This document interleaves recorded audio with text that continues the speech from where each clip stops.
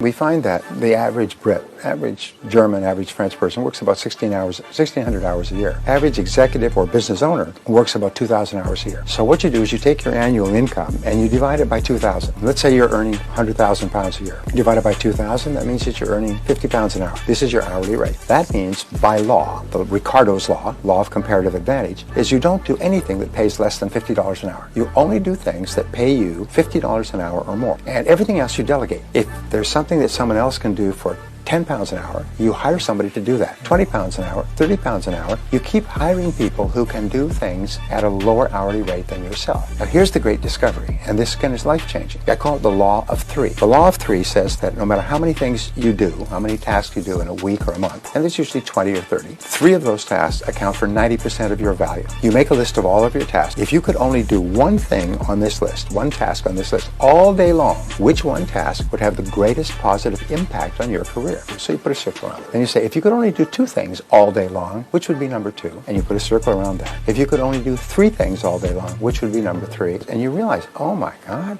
everything else is secondary.